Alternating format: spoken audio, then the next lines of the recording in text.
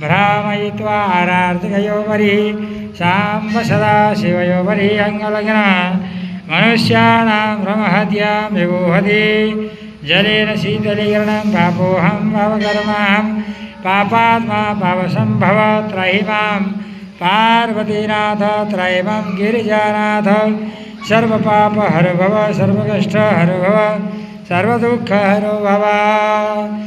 ओम कर्पूरगौरं